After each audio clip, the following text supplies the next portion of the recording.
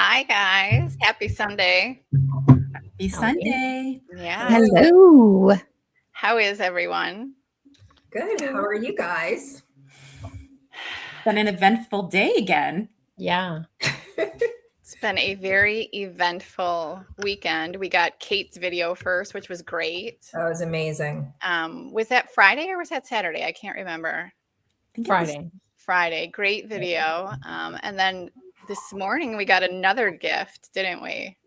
Mm-hmm. Yeah, we got a video. So we are going to start off. We have this video. It is a compilation of some things regarding that call. And so the background that you need to know is that on February 24th, 2025, Ted Daniels had reported that the federal investigation was over. According to a tweet and statements that Aidan Kearney has made on that date, he had a phone call with Karen Reed questioning about the federal investigation. They hung up from the call. She called him back a few hours later and said, "We spoke with Adam Deach and the investigation is closed." So from that point, it seems that several people went on to tell some untruths about that and what they knew.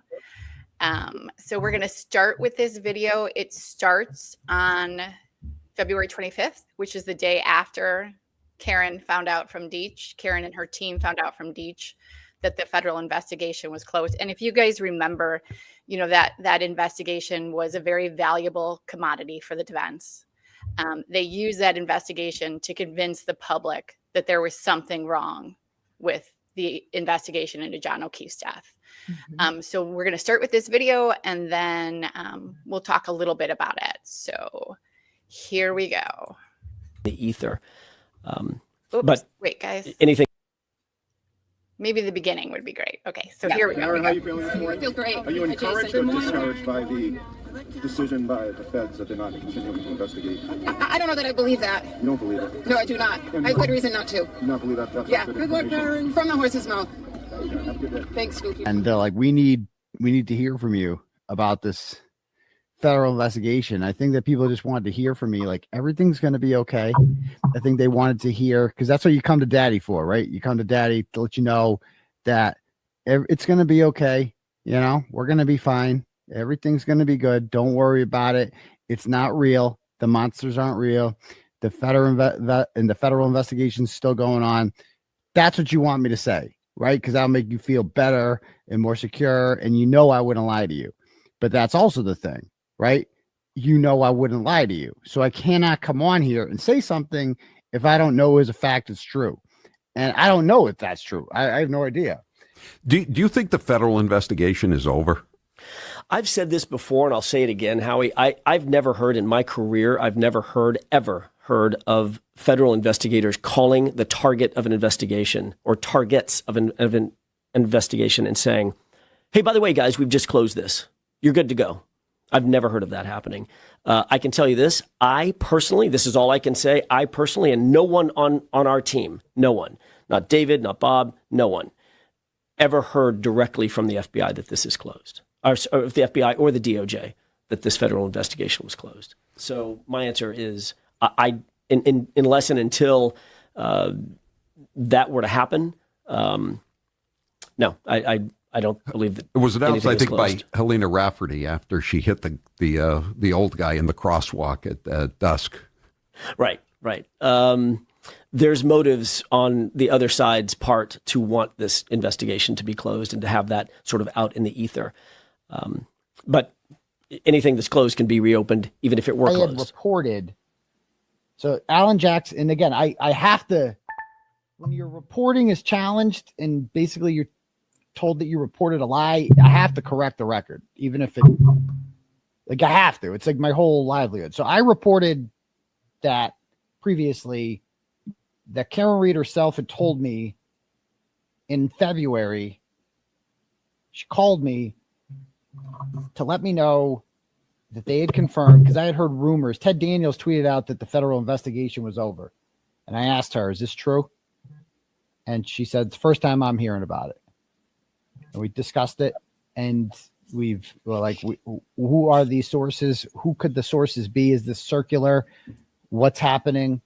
And I determined that, Ted is a reliable person, but I'm not convinced that this is over. I find that hard to believe. And then she called me back about an hour later, and she told me that that they had just gotten off the phone with Adam Deitch from the United States Attorney's Office, and that he had confirmed to them that the federal investigation was over. And that was very upsetting, obviously. I remember that, and she was like, I know it sucks. And I was like, wow, that sucks. You know what I mean? You're like, well, because obviously would have been nice. I mean, I wasn't counting on that, which would be disappointing. Either it was a lie then, or it's a lie now. Or he's confused. Twitter? Like, you really think I need Adam Deitch is still a sitting U.S. attorney. Do you think I really need you tweeting about my private conversations with Deitch and the lawyers' comment? You know that's not doing me any fucking favors. I really don't need federal attorneys knowing that I've leaked stuff to you, and now you're showing it off. Leaked what to you? You said the investigation's over. It was. Do you understand? Like, I've reported what you told me. Why didn't you report it sooner? I did report it sooner, Karen. Maybe you missed it. I reported it months ago. And so what Alan said yesterday directly contradicted what I reported. As a person who's... Listen to what Alan said yesterday. Alan said yesterday, we have not heard from the U.S. Attorney's Office. And I never told you the U.S. Attorneys told us it was closed. You told me, I know what you told me on the phone. You told me that you guys had spoken with Adam Deitch, and that he had told you, confirmed, that the investigation was over. That's what you told me.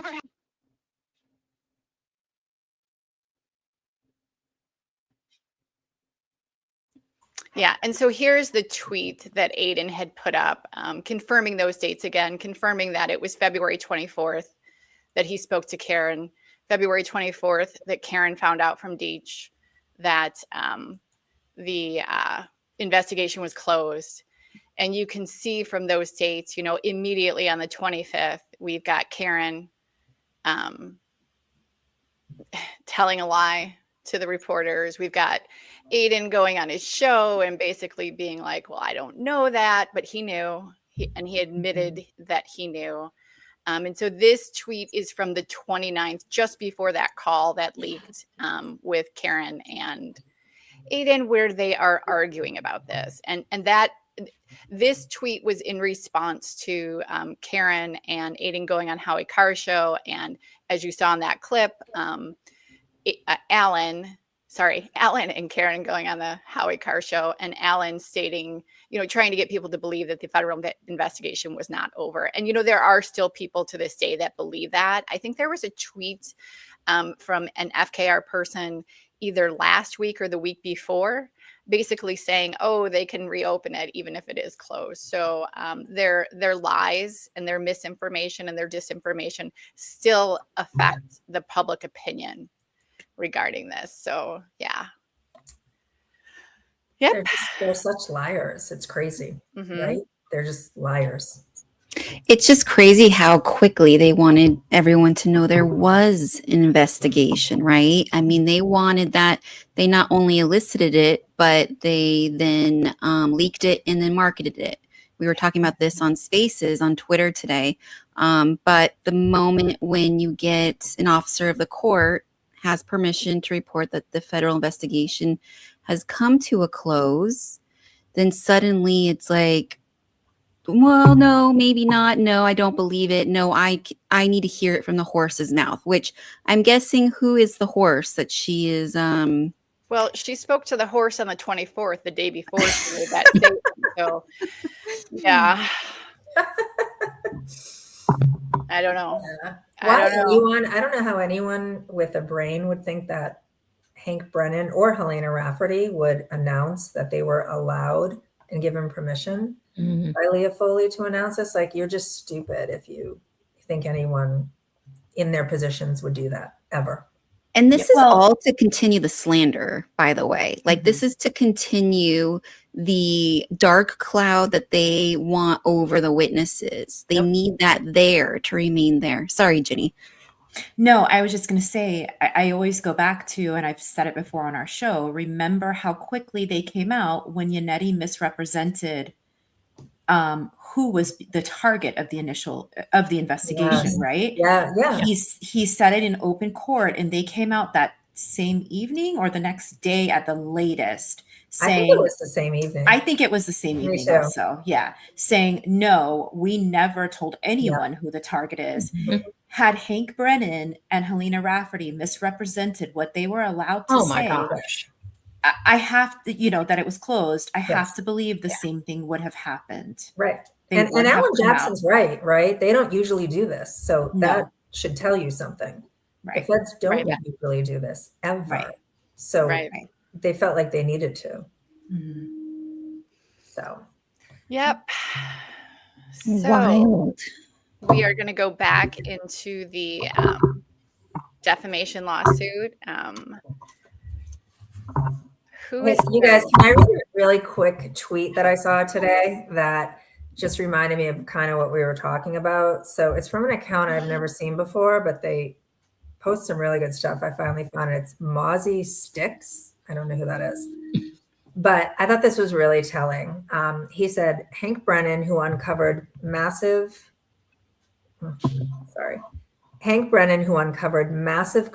government corruption in the Bulger trial, assessed the Karen Reed case and found the evidence pointed in one direction. Chris Maddie, who beat $1.4 billion out of Alex Jones for his abuse of the Sandy Hook families, thoroughly vetted the witnesses' case and filed a complaint on their behalf. But sure, since Harvey Weinstein's attorney says no collision, he must be right. Get on the right side of history before it's too late. I thought that was a great one. Yeah.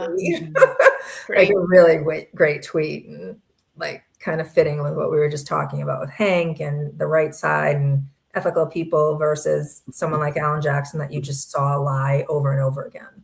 Right. So, yep. Well, he almost got through with that comment, right?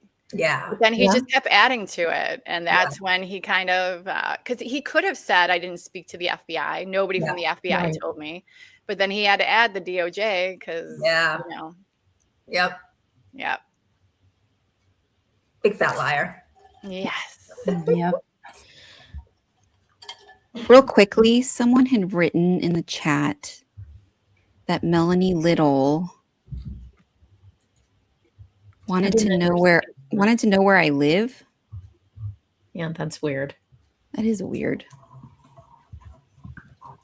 I do not live in Massachusetts. I think what they were saying is they wanted to know if you lived in Canton. That's how I read it the first time, but I don't know. It's I can't understand that comment. Oh yeah, no, I do not. I don't know why she's wondering that because neither does she. But no, I don't.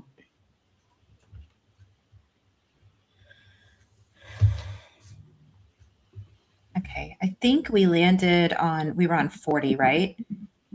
So we need to go to 41. Yep. On this. Okay. Yeah, that's where we ended. Okay. And then Carrie, you were going to start. Okay. Right? I think it's okay. What page am I going to go to? Just so I saw. 11. You're 11 to 15. Okay. All right. Okay. All right. So on April 24th, 2023, Kearney published part 10 of his Canton cover-up series, wherein he again accused McCabe of covering up a murder and pretending to be a compassionate person while a completely innocent woman faces decades in prison. In response, Reed, through her intermediary, messaged Kearney stating, "Please tell him that article might be his best so far." Kearney responded, "Really? That's from her?" Meaning Karen Reed, because he got so excited. The intermediary replied, "Yup." Number 42. Since April 2023, Kearney had published 545 parts to his Canton cover-up series, along with countless other pieces of content, including posts on X and YouTube, falsely claiming that the plaintiffs were responsible for O'Keefe's death. Kearney's content has spanned thousands of tweets, hundreds of blog posts, hundreds of YouTube videos, and countless other public statements across a variety of platforms. Kearney has also continued to spread his harmful, defamatory statements in interviews with multiple sources. The conspiracy continues. Reed and Kearney continued communicating before, during, and after her trials to coordinate their defamation of the plaintiffs. Reed and Kearney agreed to act in concert and used their defamation of the plaintiffs to subvert the Commonwealth's prosecution, to attract an audience, and to monetize their audience and their celebrities. In furtherance of this scheme, Reed regularly funneled non-public information to Kearney using tradecraft, such as intermediaries, so that Kearney could selectively publish. And do you guys want me to read the bottom or the footnotes? I don't think, does that one really matter? No, I don't think all so. that much. Yeah. No, I don't think so. So in furtherance of his scheme, Reed regularly funneled non-public information to Kearney using tradecraft such as intermediaries, so that Kearney could selectively publish at Reed's behest certain non-public material for the purpose of casting false suspicion on the plaintiffs and away from Reed. Reed instructed Kearney to falsely claim that he had not received information from Reed when in fact he had done exactly that. For example, on April 23rd, 2023, despite having already publicly accused Colin Albert of O'Keefe's murder at Reed's direction and encouragement, Kearney inquired of Reed's intermediary regarding how Reed knew that Colin was ever at 34 Fairview on January 29, 2022, after O'Keefe allegedly arrived. In response, Reed, through the intermediary, responded, "Brian and Nicole and Chris and Julie all testified he was there, but I can't send that." She meant grand jury minutes, because it's sealed. That statement was not true, as no witness ever testified that Colin Albert was at 34 Fairview on January 29th after Reed's vehicle arrived at that location. That same day, Reed also informed Kearney through the intermediary about the details of an alleged non-public, ongoing, separate investigation apparently related to law enforcement's investigation of O'Keefe's death. In a message to Kearney, Reed, through the intermediary, stated, "Not public. The feds have been involved longer than anyone is likely guessing." Moreover, on December 1st, 2023, Kearney posted a YouTube video in which he included audio that had been recovered from O'Keefe's phone by investigators. While he was wearing a Jackson Yannetti 2024 t-shirt that is for sale on his website, Kearney played audio from a voicemail that Reed was leaving for O'Keefe at the time she found O'Keefe's body, incidentally capturing McCabe's 911 call. At that time of Kearney's YouTube video, only the Commonwealth, Reed, and Reed's legal team possessed that audio file. So I guess we all know where he got that. Mm-hmm. Eventually, Reed and Kearney started communicating directly for the purpose of sharing information, coordinating the timing of defamatory publications, and aligning Reed's litigation strategy. With their shared public defamation campaign. To do so, Reed utilized Signal, an encrypted messaging system that avoids detection and aids deletion of communication. Reed and Kearney ultimately exchanged over 189 phone calls, totaling more than 40 hours in 2023 alone, not including the countless messages exchanged through Signal. In conspiring with Kearney to defame the plaintiffs, Reed knew that Kearney's and her statements blaming the plaintiffs for the murder of O'Keefe were false, because in reality, she was responsible for O'Keefe's death. I just think it's important to mention that because everyone's always saying 189 calls, but that was only until he had his phone taken away, right? Mm-hmm. So I can only imagine, in the past 3 years, how many times those two have talked. Yeah. But that was just in 2023. So in furtherance of the scheme, on May 3rd, 2023, Kearney met with Reed, Jackson, and Yannetti for the purpose of coordinating Kearney's extrajudicial defamatory publications with Reed's litigation and media strategy. That same day, and after the meeting with Reed and her counsel, Kearney posted a YouTube video reacting to Jackson's press conference after a court appearance. During this video, Jackson stated, "John O'Keefe was murdered by Brian Albert and by Colin Albert and that freaking dog, and every other single person in that house who remains quiet to this day and participated in the lie. They're all guilty of murder as far as I'm concerned. They're participating in it. By accusing every other single person in that house, Kearney intended to include McCabe and Higgins in this defamatory statement, a fact that his followers would have understood in light of prior publications.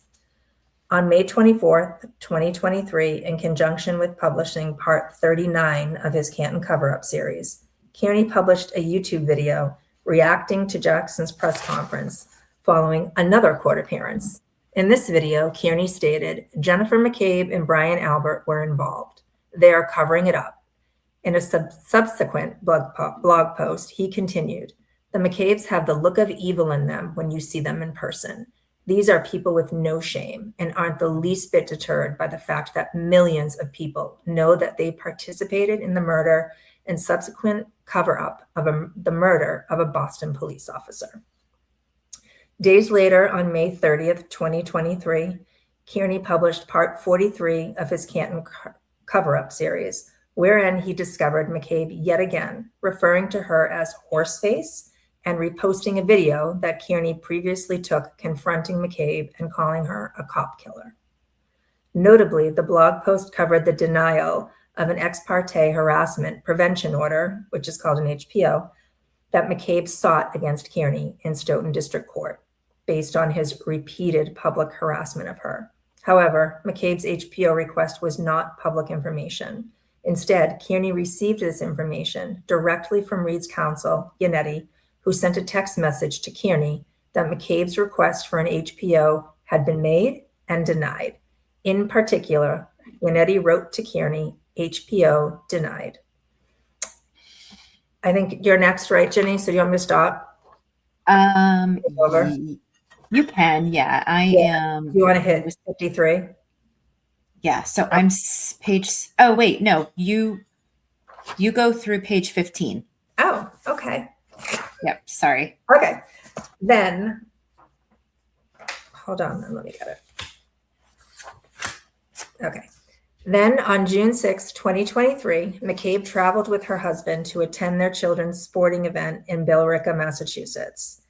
Kearney traveled to the same event at Reed's behest with the purpose of accosting the McCabes, which he did in a video that he posted online.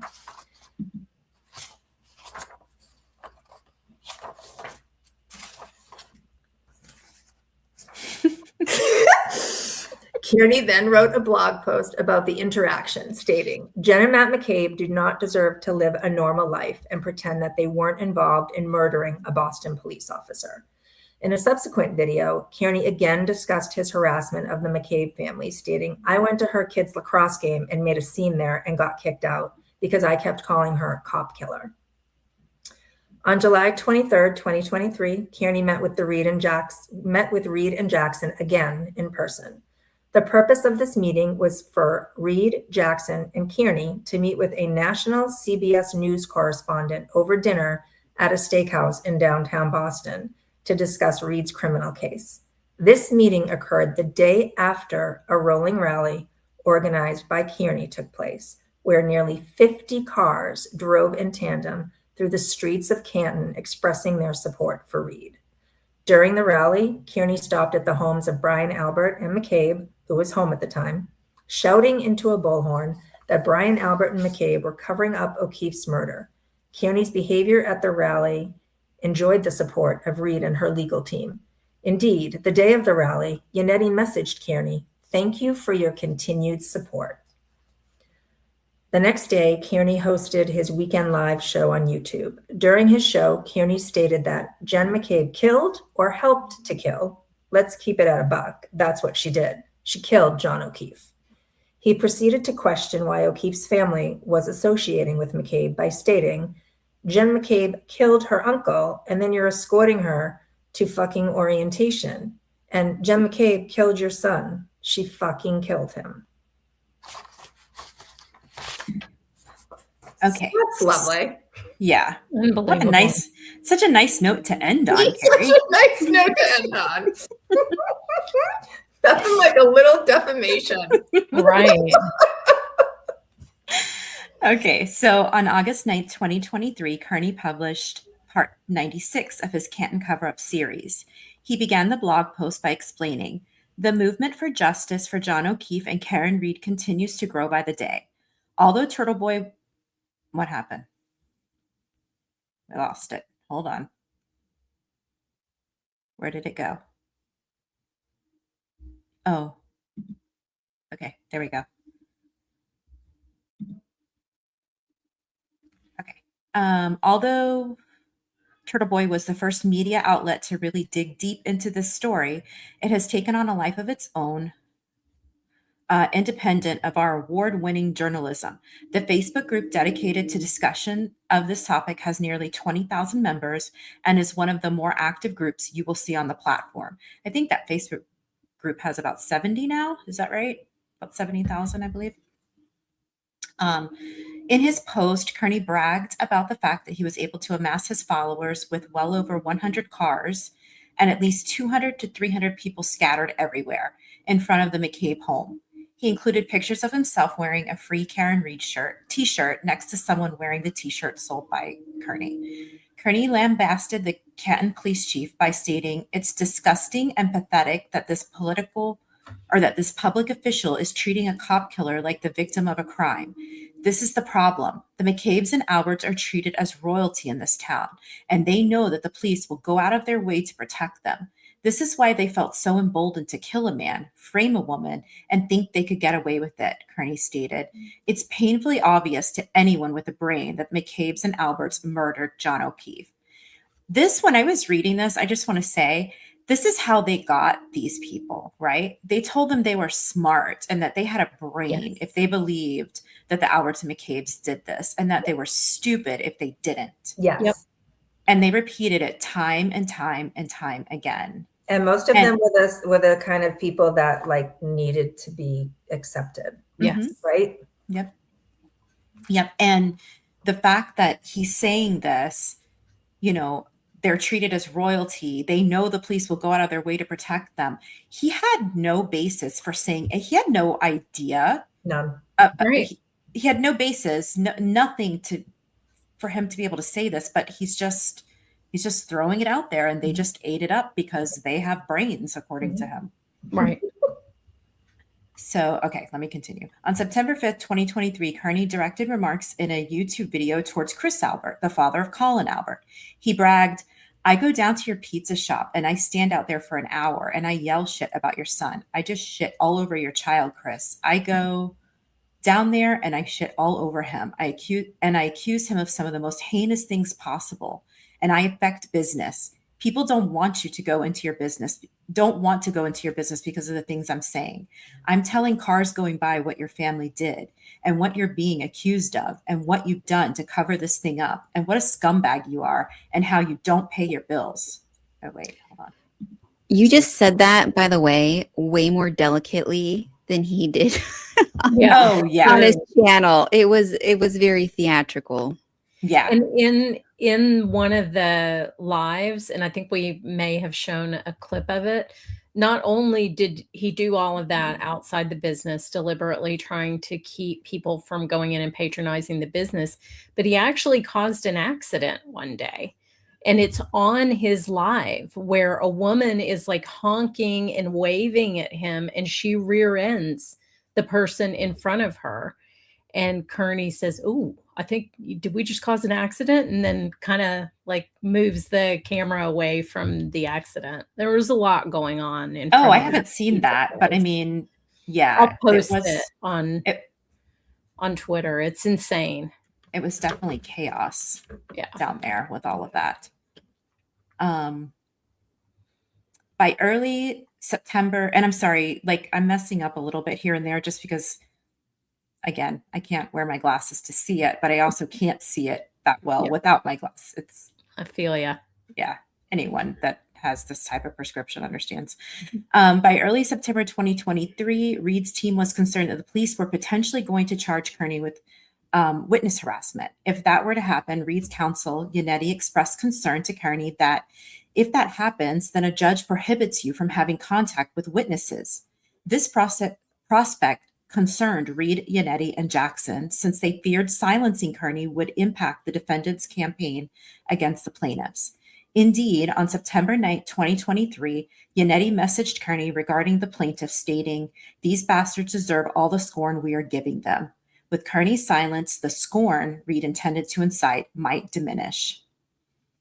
In addition to using Kearney as a tool to seed the public discourse with defamatory material, Reed, through her counsel, also hired a private investigator, Sarah Ness. Sarah Ness had previously, well, okay, hold on. Before we continue, let's get into Sarah Ness a little bit, okay? Let me remove that. And let's just, why can't I find it? Do you want me to remove it? Yeah, I got it. Sorry. Let's just remember who Sarah Ness is. So here she is visiting Brian Higgins' house. And I tried to enhance this a little bit so you could hear it, but she does say her name at the very beginning of this. Ness, I'm an investigator. I don't know. Ness, I'm an investigator with the defense team preparing Reed. And we were here and just wanted a few minutes to talk to you. All right, so that's Sarah. I've got another thing here. Here she is again. Okay, that's a still picture showing the time that she visited, about 8:21. And then remember, Karen is in the vehicle with her attorneys. And about 11 minutes later, she's messaging Aidan and she says, "Sorry, in the car with the lawyers, stirring shit up again." And then a little bit after that, she asked Aidan, "Do you have Sarah Levinson's address?" And so this is the note that, so when they did end up going to Sarah's house. She was not at home. So they left a note or with their phone numbers for Sarah's mom. Elizabeth Little and Sarah Ness went to Levinson's door. She wasn't there. This is the note that they left for Sarah Levinson to call them back. And I don't know. I blocked out the phone numbers, of course. I wasn't going to put those up there, but I don't think we've seen that before, right? No, we have not. No. Nope. That's the first time anybody has seen that, and it's proof it was Sarah Ness. Yeah. Did you already talk about her? What's that? Did I miss it? No. Well, I haven't gotten into the other stuff. Okay. I wanted to refresh everyone on who Sarah Ness was first. Yes. Or why we knew her. Yes. So yeah, this is the first time anyone has seen that note. Sarah Levinson she saved it and was kind enough to let us use it. So that is a little refresher on who they sent to these people's and especially to Sarah Levinson, right? Yeah. Like, I don't know. Was she 22 then? 23? I think so. Yeah. Around that age. Yep. So that's her at their door. And now let's see her. You guys noticed how they left only the female phone numbers? Exactly. Yep. So Sarah Ness comes up quite a bit if you Google her. This article from, now I have to, let me The make New it bigger Yorker. so I can see. Yeah, there we go. From the New Yorker. Harvey Weinstein's Army of Spies. And here's where she's mentioned in this article. Okay. Another firm, the Los Angeles-based, what is that? PSOPS, which is very close to the word psyops, just saying. Okay. And its lead private investigator, Jack Palladino, as well as another one of its investigators, Sarah Ness. So Sarah worked for Jack Palladino for a really long time. Oddly enough, he was like robbed on the streets and ended up dying from injuries because of that crime that was committed against him. But so anyway, they produced detailed profiles of various individuals in the saga, sometimes of a personal nature, which included information that could be used to undermine their credibility. This is who went to the witness's door. One report on how do you say her name? McGowan? Rose McGowan, yeah. McGowan, yeah. That Ness sent to Weinstein last December ran for more than 100 pages and featured McGowan's address and other personal information. Where have we seen that before? Right. Along with sections labeled lies, exaggerations, contradictions, hypocrisy, and potential negative character wits, and apparent abbreviation of witnesses. One subhead read past lovers. This section included details of, what is that word? Acrimonious, that's right.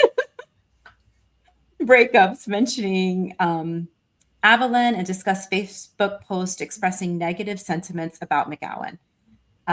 This is a rape victim. Mm-hmm. Right.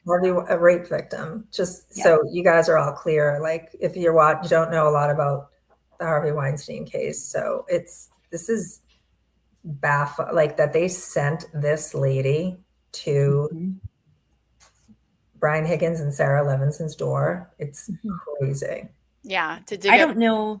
Do we know if she went to anyone else's door? I know about. I don't know. Yeah, we don't. But yesterday I had posted a tweet from Karen to Aidan early on.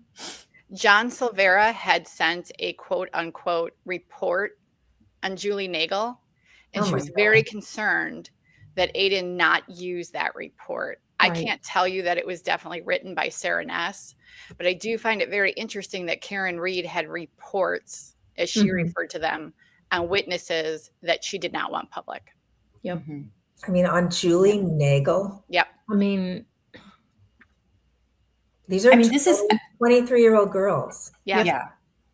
And this is the playbook we saw, right? With Karen and Aidan, all of this. You could literally replace her name. Yes. Well, he did, and think about it, right? Jackson did the same thing with Kevin Spacey, right? With the phones. Like they're slimy. And what's so ironic is Jackson in that interview with Dateline saying, oh, well, when you can't attack the evidence, attack the person, who's talking about the evidence. Those are his words, because that's what he does. Yeah. So I think I've got a couple other things here as well. Here's another. This is actually mentioned, I think, in the footnote. In fact, let me remove that really quickly and bring that back up, because I think there's a footnote that mentions this. That's Army of Spies. No, okay, there's not. Maybe it's a Jan's footnote. Yeah, it might have been something else, something I did. But she's mentioned here again in this lawsuit. This is, let me bring that up. Let's see, here it is. So now these are allegations, but I included it. It's, if you Google it, this is what you're going to see. This person is saying that a private investigator who identified herself as Sarah Ness was sent to track down and harass McKinney. Now, obviously, this is McKinney saying this. Was this in the Weinstein case or a different case? No, this was a different case. Peter Nygaard. Is that Peter Nygaard? This is McKinney versus Bacon. Okay. Because Nygaard is another sexual predator. I just saw that name in the little snippet that you had. I'm not sure if that's related to him. Yeah. Okay, that might be this then. Yeah. Anyway, it says that she was hired to track down and harass McKinney. Ness offered to take McKinney to lunch, and at lunch, Ness plied McKinney with large quantities of alcohol and unlawfully gave her the prescription medication Adderall, a stimulant which then, combined with alcohol, diminishes a person's ability to distinguish if she has had too much to drink, in an effort to obtain a false statement from McKinney against Nygaard. Yes, it is. Yep, it is Nygaard. Yeah. I can't. The little button for the slide is over this. Can you guys see what that last sentence says? Yes, it says Ness also informed McKinney that she was aware that Artan had been working for Bacon in 2011 to advance his interests. Gotcha. Okay. Do you guys think she wanted to go in and give give Higgy some alcohol and Adderall? Right, or Sarah Levinson. What the hell is going on? But I mean, it's what, two cases. This where is this is how she operates. So this is crazy. Giving a prescription medication. Like, why wasn't she arrested for that? That's unbelievable. I don't know. I find it very interesting because they took so much offense to the words that Proctor said. Yes. About it was objectifying and how it was sexist and all of these things. And here is a woman exploiting victims of, you know, they've been sexually harassed or sexually abused. And here's a woman in there doing these kinds of things. It's wild. It's absolutely wild. Drugging a witness. That's crazy. She's actually mentioned in one of the filings. It's an affidavit of Alan Jackson.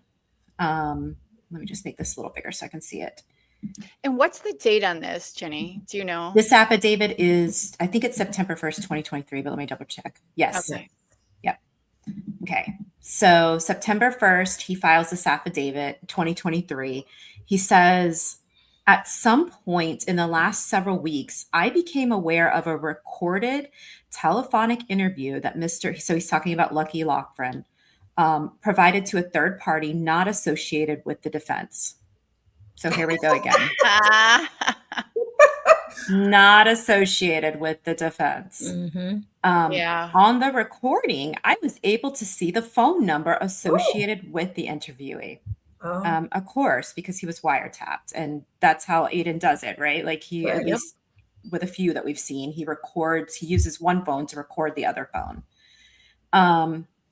Who purported himself to be Mr. Loughran.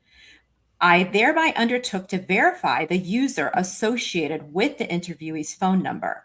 On October 31st, I think this is supposed to say 2023. I think that's a typo. My investigator, Sarah Ness, conducted a reverse search for the user associated with that cell phone number. She determined that the user associated with the number was, in fact, Brian Loughran. Okay. Aidan sent that recording. They knew whose number that was. There was no reason that their investigator had to do this. Right. No. At least not that I can think of. I mean, do you think maybe she was doing it to verify for sure? I mean, well, I mean, he cannot put in an affidavit. Our blogger gave me a call. He wiretapped, so I know for sure. Our blogger wiretapped him, and I got it. And threatened him, and they're just so slimy. Just so bad. Yep. So, and I think. Oh, well, here's just to add to that. Can you guys hear my dog barking? A little bit. Okay. So here is Aidan talking to Yannetti about the wiretap. I may have a taped conversation of Lucky Loughran telling me there was no body outside 34 Fairview when he went by. That was explicitly told by his bosses when he went by. That's weird, right? Like,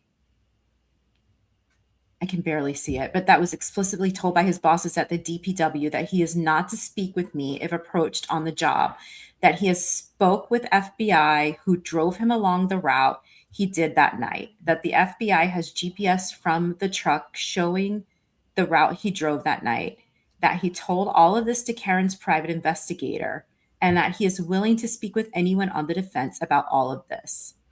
And then David Yannetti says, off the record, yes, our investigator got all of that from him very early on before he clammed up. And that is in another filing. And it's not Ness, it's a different investigator that they sent to talk to him.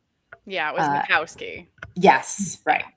I personally went down to Canton on a Saturday with our PI for the purpose of meeting Lucky and interviewing him myself, but he blew us off. We haven't heard from him since. It is great to hear that the FBI has now gotten the very same story from him. Isn't this yet another piece of information that causes you to say, how the hell are they going to proceed with the case now? Now in capital letters. Wow. It's funny. Him and Yannetti ended up becoming best friends. Yeah. Yeah. Lucky. Yeah. There's another, I didn't include it, but there's another message to him. So of course, like right after Aidan did this, he ran and blogged about it, right? I mean, not saying I wiretapped Lucky, but like he blogged about the information. Right. And Yannetti sends him a thing or sends another message like, this is great. This isn't verbatim. It's just basically like, this is great. Like there's a lot of talk now that this Lucky stuff has gotten out, blah, blah, blah. So yeah, Yannetti was his biggest fan. Oh, yes. And there's a lot. So I started, I had to stop. Like I had to just stop myself because like, then I started going into Yuri's interview when he was talking with Lucky. There's a lot of stuff there too. And I was like trying to piece the timeline all together. We should do a show on that. We should do a show. Yeah. Yeah. I have some of it pieced together, but I need to keep going through it. And we need to do a show on it because there's a lot more here. Yeah. For sure. Yep. Yep. Yeah. So, but there you go. That is Sarah Ness. That's pretty unreal. Pretty damn interesting. Yeah. Mm-hmm. Yep. I can't imagine taking a job where my assignment is to go give someone prescription drugs mixed into their beverage. Yeah. Really? Like, where are you in life, Sarah, that's okay? Anyone, I told the girls this real quickly before I get back to the take me 1 second. If you're interested in more of this story, I read an awesome book. I cannot remember the name right now. I told the girls it like 2 days ago by Rowan or Yes, Farrow. Mm-hmm. It's so good. And Sarah Ness is obviously in the book.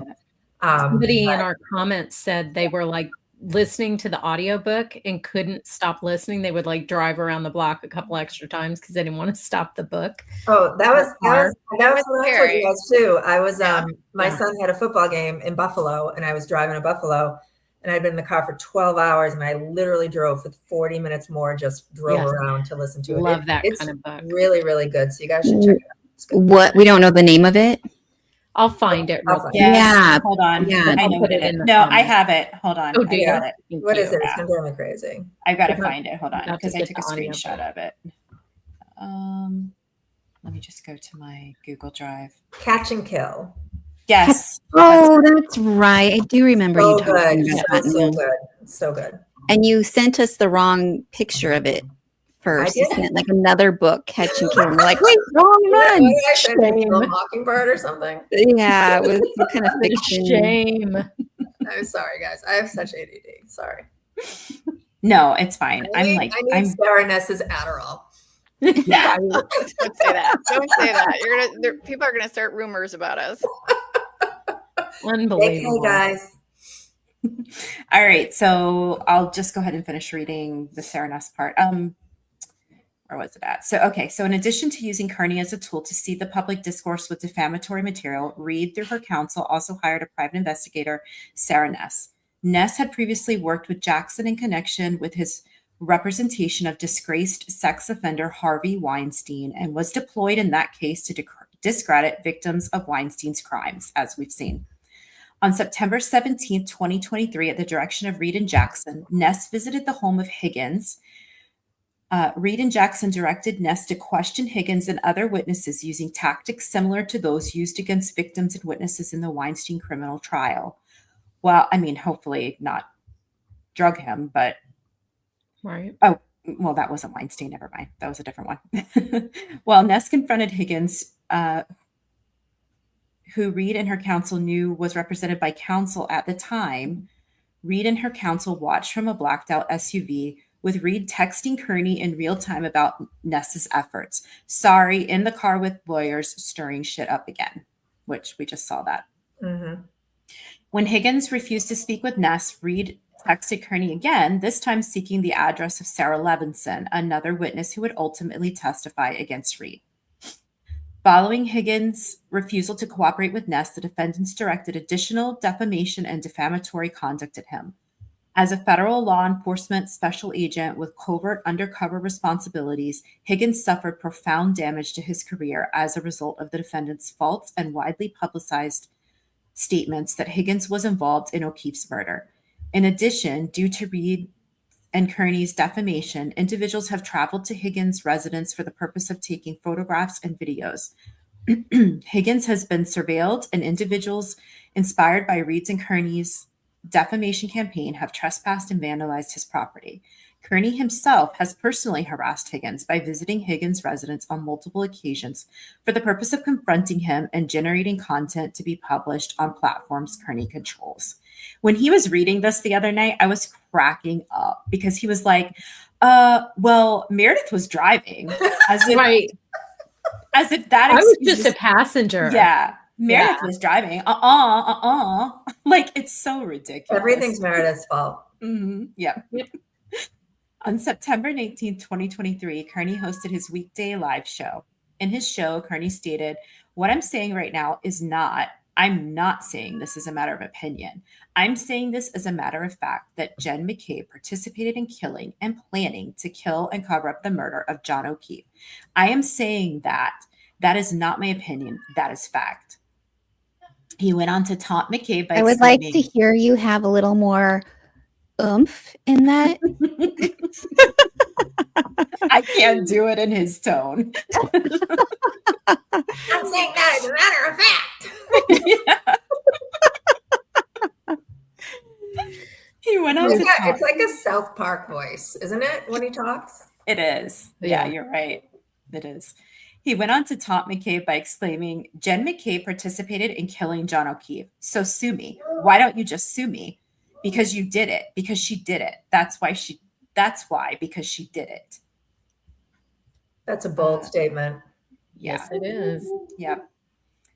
During the same live show, Kearney also called McCabe's brother-in-law, Bob Galvin, after someone sent Kearney $10 to his Cash App with Mr. Galvin's number. Kearney left a voicemail for Mr. Galvin in which he claimed, among other things, "Your sister-in-law, Jen, she done killed that mother effer." Thrilled by the level of exposure and overall impact that Kearney's publication was having on Reed's defamation campaign, Reed messaged Kearney through Signal on September 29, 2023, stating, "Look at what you've done to their reputations and to my jury pool. Chris Albert's business is the next casualty, just a matter of time."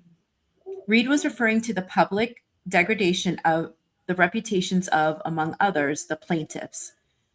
Around this same time, Reed and Kearney became administrators of the Facebook group Justice for John O'Keefe and Karen Reed Turtleboy Official.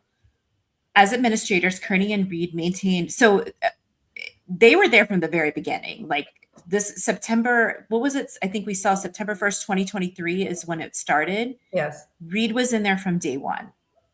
So, and so is he. As administrators, Kearney and Reed maintained complete control over the Facebook group, including the ability to approve or deny posts, delete posts or comments, and approve or deny new members. The group became a feeding ground for defamatory and harassing posts made regarding the plaintiff.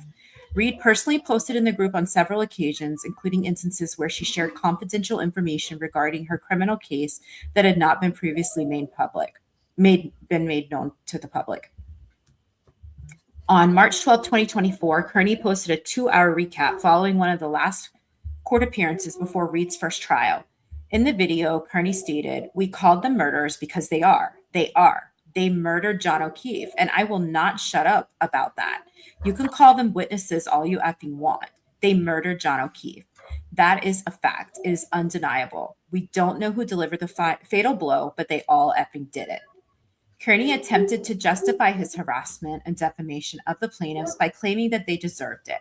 For example, Kearney admitted that he harassed McCabe at her daughter's lacrosse game and attempted to justify that conduct as follows. "Well, guess what? Jennifer McCabe murdered a Boston police officer. She doesn't have a right to not be asked questions in public about that. You murdered someone. You don't get to just walk around like none of this happened."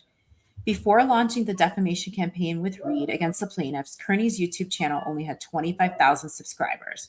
Before the first trial, Kearney's followers had ballooned to 70,000 YouTube subscribers. Kearney's willingness to work with Reed and his conduct is based on twin motives, greed and fame. Kearney's business model relies on his ability to attract an audience by spreading outrage and mistrust, including, most centrally, through his defamatory statements about the plaintiffs. It is a very lucrative business model.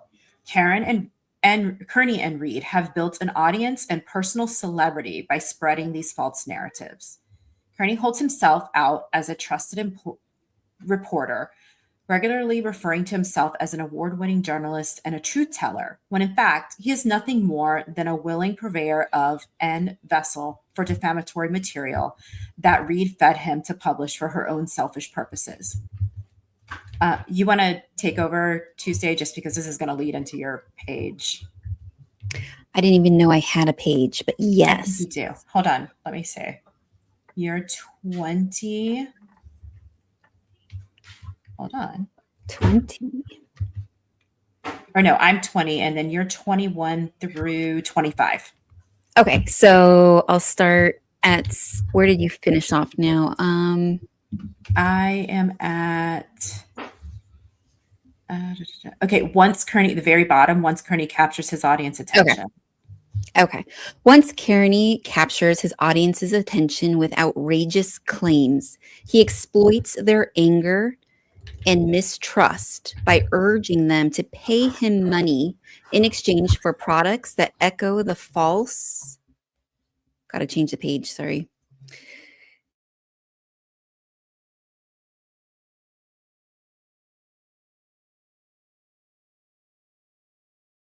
You're muted, Tuesday.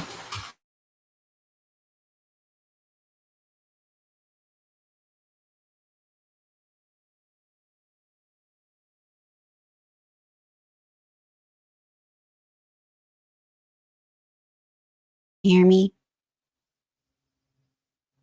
Yep, now you're good. That is so weird. In his internet-based shows and content, Kearney hawks merchandise exploiting the, quote, Canton cover-up. His dishonest characterization of events, which is a Boston cop possibly being involved in murdering another cop, followed by an elaborate cover-up designed to frame the murdered cop's girlfriend. A design featuring a Massachusetts license plate with the word framed as the number, and a t-shirt featuring the text of a Google search that Kearney has repeatedly lied about, to name just a few. 74. Kearney consistently hustles his followers to donate directly to him on his homepage and in his posts. His YouTube features a defense fund where followers continue to send him money in his pursuit of, quote, defending free speech, unquote, which I just want to side note here. One of his followers told me the other day that it is his freedom of speech, SPEACH, which cracked me up. Okay. And during his live streams, he shares the names and messages of people who donate to him directly while watching his content. For example, during one live stream, he listed the, quote, Stephanie sends $10 and says, Brian Higgins' car front of mailbox. How does that work? Question. Help. Thank you very much. Stephanie Jim Ferris Bueller sends $5 and says, hey, Liberace, that shirt's going to irritate your nips. What the hell am I reading? Jason EMT sends $5. No comment. Thank you, Jason EMT. Carrie sends $5 and says, what news station is covering the trial? All of them. All of them. Brooke sends $2.50, says, free Karen Reed. And you can say, hi, Jennifer. Hi, Jennifer. Greg sends $50 and says,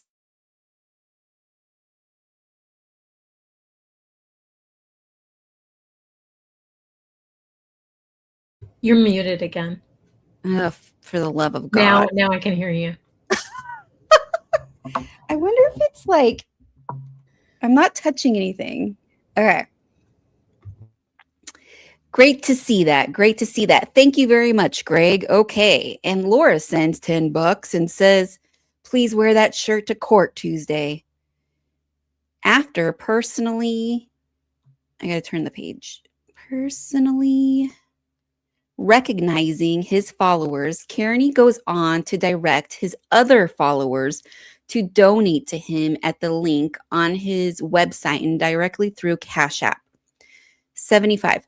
Kearney's followers buy subscriptions, donate to him, purchase his merchandise, and continue to visit his website and YouTube page, all of which boost his attractiveness to advertisers. 76.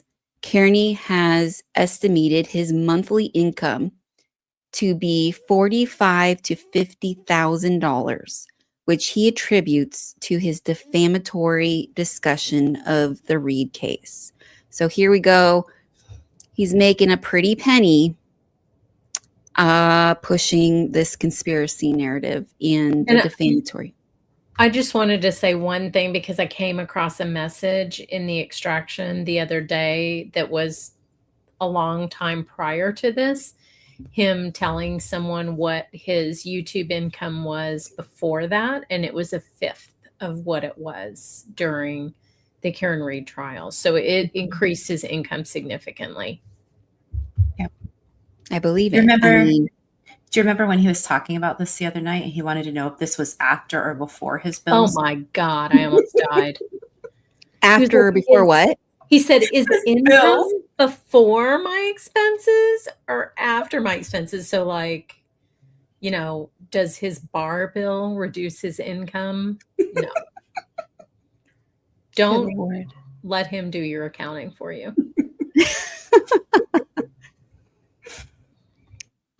So where am I? Okay. 77. Kearney explained, I'm sorry, Kearney, is it Kearney or Carney? Just think Carney, like people like no Carneys. It's Carney, like a carnival person. Yeah, the people that follow around Carnival. Yeah, I think I said it wrong the entire time I was reading, but oh well, not really concerned. Yeah. Okay. Kearney publicly defends his corrupt business model by explaining, quote, well, it's capitalism. If ...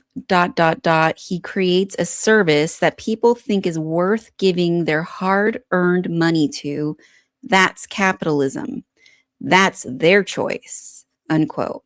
He claims that, quote, people want to give him money.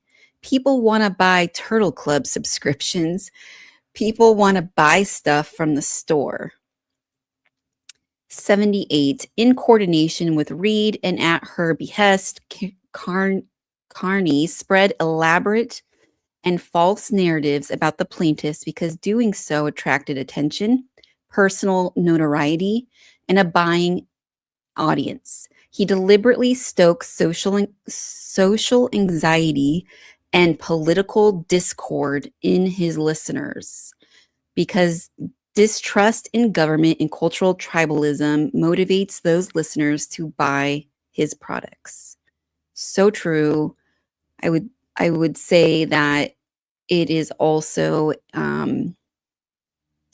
fear-mongering might be another word for it.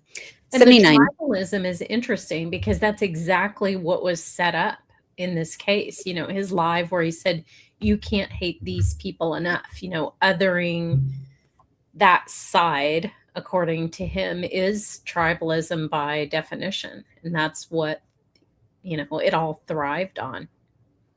Yeah. The psychology behind this is pretty wild. 79. Kearney also sought production and movie deals to further monetize his highly public defamation and harassment campaign against plaintiffs. On July 1st, 2023, just 3 months after Kearney began working with Reed to disseminate her false claims and harass witnesses, Kearney reported to Jackson that he had received an offer for a Karen Reed documentary from B17 Entertainment, a California production company. What page am I going to? Sorry, I have no idea. Oh, you're muted. Sorry, 25. Okay. Well, you read 25 and then Julie picks up on 26. Okay. The trial of Karen Reed, 80. Reed's first trial began with jury selection on April 16th, 2024. Kearney took to his live stream on April 17th and wondered, quote, if they can find jurors that aren't tainted already, unquote, because, quote, Turtle Boy is everywhere, unquote. He proceeded to claim that they, quote, can't find a jury in the United States of America, anywhere, any county, anywhere, because Turtle Boy is too big. That's a pretty bold statement right there. 81. On April 20th, 2024, Kearney interviewed an excused juror who had previously engaged with his content and had been a member of his Facebook group. She explains that when she arrived for jury duty, she saw Free Karen Reed signs all along the street and people wearing pink in support of Reed, and that she could hear the protesters inside the courthouse. She also said that everyone in the room said that they had previously heard about the case. During the same live stream, Kearney played a clip covering the courthouse from Court TV. He proceeded to verbally attack the host, who expressed dissatisfaction with the conduct of Kearney with his followers, claiming it was, quote, disgraceful for them to harass O'Keefe's family. Kearney said, referring to Jen McCabe, quote, you know what's disgraceful? Julie Grant. I'll tell you what's really disgraceful is when somebody who Googled how long to die in cold at 2:27 a.m. because they wanted to make sure, or they wanted to see and find out how long it would take for John O'Keefe to die in the snow. When a person like that shows up with the O'Keefe family and rubs their shoulders and starts a support group called Peggy's Angels, that's disgusting, unquote. So he was yelling at anchor Julie Grant. She did a fantastic segment that morning, calling out the abuse that most reporters did not call out, especially on Court TV. Yeah, and another thing to note, right, is that that's all it took, right, for his mob to just never, I mean, they just went at Julie like you've never seen. They had her face on signs at their stupid standouts. One had like a skeleton, microdots, made her like half evil looking. Yep. So Julie Grant was, just this evil, Julie Grant, the nicest woman in the universe. We've all seen her show. We all know what Julie Grant's about. Yeah. The nicest woman, always about victims. And this man turned, that's all he had to do was say this one line, this one paragraph, whatever it was. And she was enemy number one to them. It's really unbelievable. It really reminds me of the movie Lion King with the hyenas and Scar, the bad guy. Mm-hmm. Like that's what I see is his little crowd are these hyenas that just salivate at the mouth of what can we like tell us who to hate next. Tell us. Yeah. And he's, even now, this week trying to distance himself from that process where he puts something out there deliberately to get people to attack someone. And then he's like, wait, but they're just doing what they want to do. I didn't tell him. Just like Yannetti and Jackson and Karen Reed didn't tell him what to do, right? It's everyone can see what happened. And Julie Grant, I think, is one of the best examples of that. Yep. Yeah, absolutely. Where am I? 83. Thank you. Kearney went on to say that McCabe is, quote, sick and sadistic and twisted, and that she has, quote, nothing but hatred to her, that he has, sorry, nothing but hatred to her, as I should, because I'm normal. I'm a rational person. There it is again. There it is again. You're smart or you're normal. Yep. If you have this viewpoint. There it is again. Mm-hmm. My body wouldn't even let me read that quote. I'm a rational person. Any rational person hates Jennifer McCabe and is disgusted by her because Jennifer McCabe is a pig. Oh my God. Jesus. She's a page turn pig. She's a cop killing pig, unquote. He proceeded to mock the court TV host again, saying she supports a cop killing pig like Jennifer McCabe, who Googled how long to die in cold. So it's so interesting to me how he has targeted Jen McCabe. Yeah. Because in the conspiracy, she would really be a byproduct of this entire thing. But he treats her like she is the mastermind of, and, you know, the person holding a knife.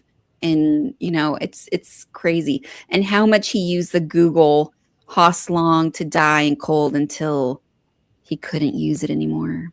I think he's not, you know, he's not stupid, right? He knows that 90% of his viewers are women, and who do women love to hate, right? Right. So, you know, but a pretty woman, happy, great family. I mean, he's not stupid. I don't think it came right away, but then he realized that, right? As it went on, like, this is who the villain has to be.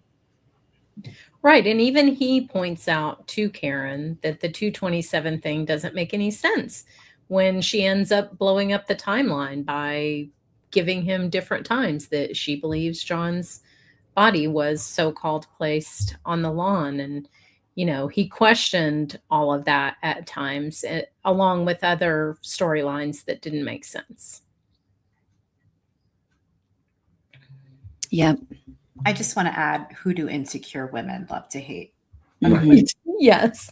Thank you. I don't hate it. Clarifying that. Yeah. Yes. You're right. You're 100% right. 100%. That's what I meant, his women. Yeah. I knew what you meant. His women. Yeah. Exactly. Even with, like, if you're just examining this case, all you have of Jennifer McCabe is this, right? This right. Alleged Google search. And that's it. And it's like she is being called, wait, hold on, I gotta go backwards. Sick, sadistic, and twisted. I mean, how do you even get to that point where you're naming all these things and it's like you don't even know what you're talking about yet? And then they ran with that and made all those horrible images of her. And I mean, it's just, I can't even look at some of that stuff to this day. It's so awful. But they took that right from him and went with it. I really think and wonder if Alan Jackson wanted these witnesses to get on the stand and be angry at him, so they could look, mean. And this is why he really kind of helped enable this type of behavior, because you saw Jen McCabe in trial 1 and she was fresh off this harassment and she knew that Alan Jackson was behind and aligned with the blogger. And when he did it in the Weinstein case, took off his jacket the same way Harvey Weinstein did and approached that witness on the stand. It's a tactic for him. Yeah. All right, back. So 84 on May 17th, 2024, following the first day of McCabe's trial testimony, Kearney posted to Twitter that McCabe was a, quote, psychopath, and that she, quote, knew exactly where O'Keefe was. dying in the cold on Brian Albert's front lawn. She plotted to put him there, unquote. On May 21st, 2024, Kearney published part 354 of his Canton cover-up series, in which he summarized the testimony of the plaintiffs and claimed that the plaintiffs, quote, lied their way through their testimony.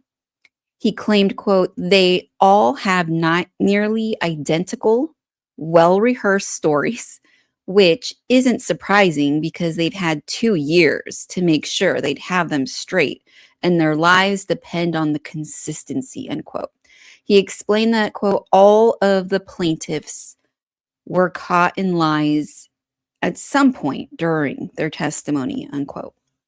On June 7th, 2024, Kearney joined the Morning Club YouTube channel to discuss the retrial. Who's the Morning Club? Do you guys know? It's Dylan. Oh, yeah. Reminds me of the Mickey Mouse Club. Jenny and Julie's friend Dylan. Yeah. Ah, gotcha. It seems like a happy title for Dylan. After being praised for literally creating all of the fanfare surrounding Reed's trial, Kearney touted that people believed, in response to Kearney's coverage of the case, that the plaintiffs engaged in, quote, a legitimate cover-up and a framing of an innocent woman in order to protect some of the most unlikable people ever. Like, it's not like they're trying to cover up and protect likable, nice people. Like, they are protecting Jennifer McCabe, who nobody likes. She's like a Disney villain. She's so bad. And like, you're protecting her of all people, unquote. It's like a little kid book. It's actually insane. It's completely insane and so juvenile, you know, to talk about who likes who and why you should be on which side. And yeah, I mean, it's total fear mongering. It's total us versus theming. And he had that kind of pre-built in culture already that was already on board with the shame tabloidism. So, all right, on June 22nd, 2024, Kearney hosted his weekend live show as Reed's defense team began presenting their case. During the show, Kearney directed comments towards a member of the Albert family and said, quote, your family murdered a cop, a human being, and then they covered it up. Then they blamed an innocent woman. This is not an opinion. It is a fact. It is an undeniable fact. The bigger injustice is that John O'Keefe was murdered by the McAlberts and left outside to die, unquote. In March 2025, HBO released a 5-part docuseries covering Karen Reed's first trial in depth, which featured interviews with Reed, Jackson, Yannetti, filmed during Reed's first trial. Episode 2 features the relationship that developed between Reed and Kearney before and during trial. Yannetti admitted that they wanted media coverage of her case. Initially, there was no coverage, but according to Yannetti, quote, the Karen Reed case really started to blow up when Turtle Boy started shining a light on Karen's innocence, unquote. Yannetti did not disclose that it was Reed and her team who recruited Kearney to disseminate Reed's false statements. Reed admitted that her lawyers said that she could provide information to Kearney so long as it was public, but advised her not to speak with him directly. Nevertheless, she said she, quote, got nervous about who she was using as a third party, unquote. So she ended up developing a direct relationship with Kearney herself. They started talking about the case probably once a day, 5-6 days a week, unquote. Reed, however, failed to disclose to HBO that her counsel on her behalf were directly communicating with Kearney at the on the outset of the defamation scheme. I just want to read at the bottom here. It says a little side note here. McAlberts became shorthand for the McCabe and Albert families to Kearney and his followers. And as we've already discussed many times before, the lingo and semantics of cult-minded people, they tend to do this. They tend to, it helps to dehumanize the witnesses here. All right, popcorn who? Popcorn, who's next? I am next, Okay. and we're going on to number 90. In the same HBO series, one of Kearney's followers admitted that Kearney had spurred them to take public action. Another admitted that Turtle Boy was the reason there were people outside the courthouse every single day. The documentary features footage of Kearney conceding that his purpose in canvassing the communities and creating a daily courthouse presence was to affect the jury pool. He said that multiple times. Kearney's followers were so incendiary that the judge created a 200-foot buffer zone around the courthouse and ordered that no one carry any signs or wear clothing with the intent to influence what was happening inside during the trial. And we know that from trial 1, the jurors could hear them outside. Nevertheless, Kearney's followers, who were steeped in his lies about the plaintiffs, showed up every day chanting "Free Karen Reed" and wearing pink as a symbol of their support. And now we're going to go on to the run-up to the Reed's retrial at 91. On July 1st, 2024, a mistrial was declared in Reed's first trial after 8 jurors decided that Reed was guilty of manslaughter, but 4 jurors disagreed. Following the deadlock, the Commonwealth announced its intention to retry the case. Kearney and Reed persisted in their defamation campaign against the plaintiffs. 92, for example, on July 22nd, 2024, Kearney hosted a live show from outside the courtroom during a pretrial hearing. The video, which is set outside the courthouse, depicts Kearney confronting a police officer who is directing Kearney away from an individual whom the court had restrained Kearney from contacting. Kearney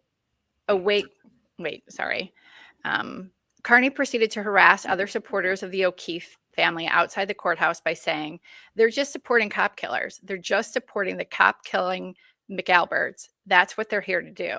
I mean, can you imagine that? You know, you're walking into a pretrial hearing to support the family and someone's screaming that at you. I mean, it's insane. No. These are cop killing McAlberts. These are people supporting the cop killers who murdered John O'Keefe in cold blood. They murdered him. They murdered John O'Keefe in cold blood.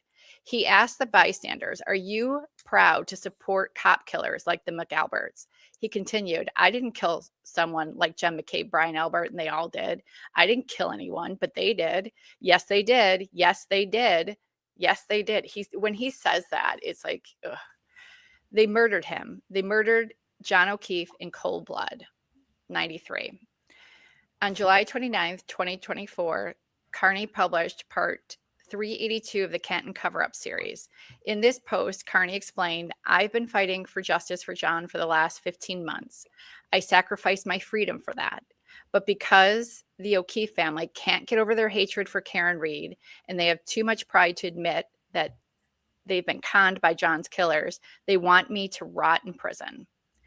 Kearney also explained that the reason he faced witness intimidation charges was, quote, "because I was standing up for justice for John, and because I have questioned the people who the evidence shows murdered John." 94. On August 17th, 2024, Kearney hosted the Weekend Live show on YouTube. In his show, Kearney discussed a documentary about Scott Peterson's involvement in Lacey Peterson's murder in 2002. I'm sorry, guys. Kearney stated, "That's how I view the McAlberts, the same way those reporters view Scott Peterson. I view the McAlberts.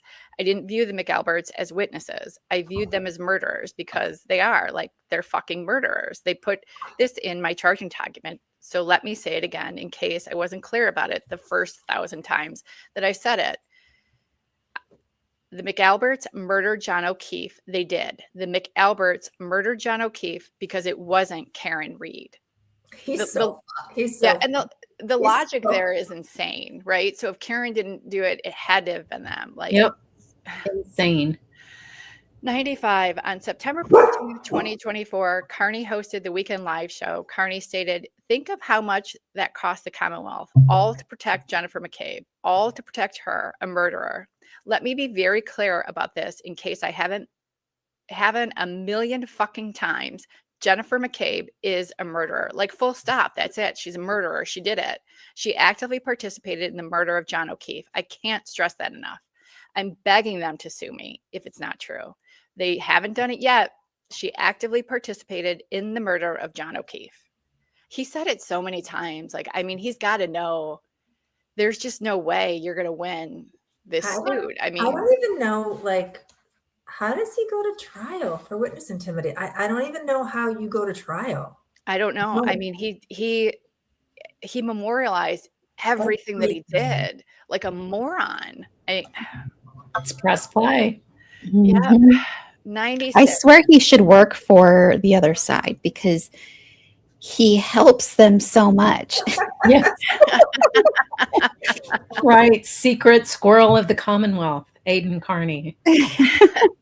96. He probably needs a couch. I'm not going to lie. Yeah, maybe. I think he got one at Bob's, so he's all set. That's right. He did.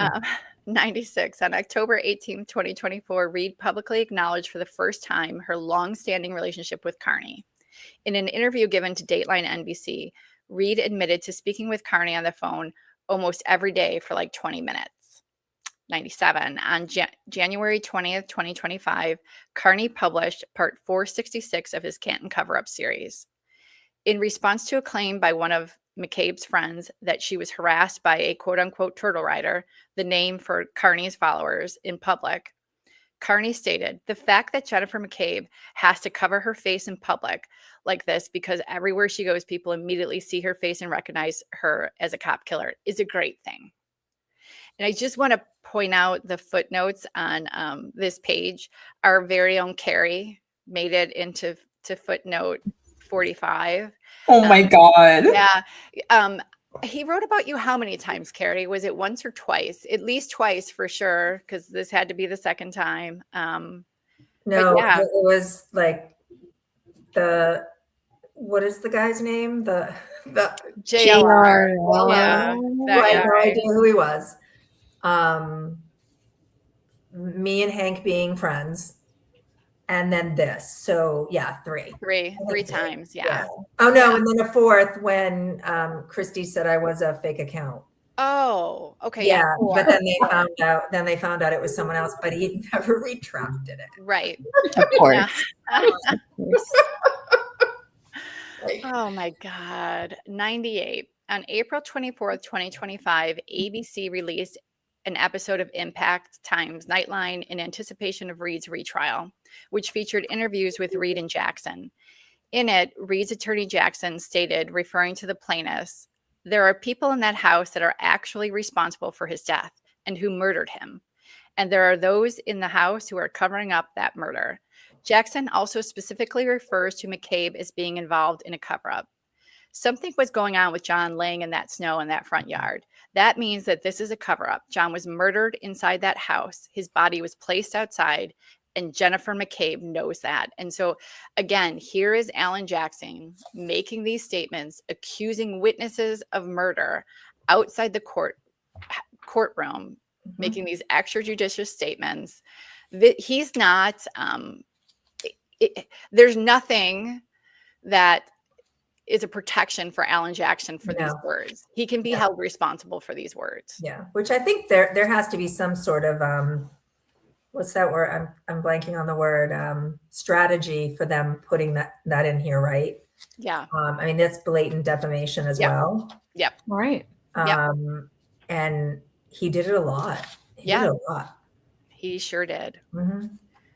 And so now we're going to go on to the retrial and acquittal of Karen Reed. 99. On April 1st, 2025, the second trial of Karen Reed began with jury selection. 100. On April 23rd, 2025, O'Keefe's mother testified. Kearney reacted on a weekday live by stating, "She's on the side of evil." He argued that O'Keefe's mother is proudly friends with the people who quite obviously killed her son. Like, if that were my mother and I was killed, my mother would be looking for answers. And she wouldn't be like, yeah, I'm just going to be easily manipulated. I mean, Jen McCabe is a master manipulator. She's real good at fooling stupid people. And she's very lucky that the guy that helped kill John O'Keefe was surrounded by a lot of stupid people. Like, there's a lot of stupid people in John's life. I mean, oh, the projection there is unreal. Yeah, it is. Like, I'm so glad you two know, you all know Jen, but Ginny and Julie have actually met her. And to read these things about her that he writes when you know her it's literally, I mean, all I can do is laugh because it's just, it's utterly preposterous. It's the exact opposite of who she is. Yeah, exact opposite. Pure fantasy. Pure fantasy. Opposite. It's wild. 101. On April 25th, 2025, Kearney took to X in response to a post claiming that the Free Karen Read movement should be ashamed of the way they treated O'Keefe's mother. Kearney replied, "Your friends murdered this woman's son. Every pain she's feeling right now is a direct result of the McAlberts and Brian Higgins murdering John O'Keefe. You proudly call these people friends. Nothing you say or think matters at all." Oh. Despite quite literally engaging in divisive language, Kearney later posted on X, "The idea that the Canton community is divided is a lie. The media spreads to make it sound like there are two equal competing sides to the Karen Read case. There is no divide. There is a vast majority who knows the McAlberts murdered John O'Keefe." He never wanted that, right? Another side. Yeah. Wow. 102. Read herself also published more defamatory statements regarding the plaintiffs during her retrial. On May 1st, 2025, following McCabe's testimony, Reed spoke to reporters outside the courthouse about McCabe claiming another witness, another instance of perjury, or instances, I'd say, referring to McCabe. Reed then said she is lying. That was shocking when she walked out and she did that. I couldn't believe. Do you remember we couldn't believe it? Yeah. Oh, I can see it right now in my mind. What she was wearing, just where she was standing, who was around her. It was wild. I mean, have you ever? I mean, who would let their client do that? I don't think you let Karen Read do anything. Yeah, you're right. That was, I'll never forget that. Yep. Yeah.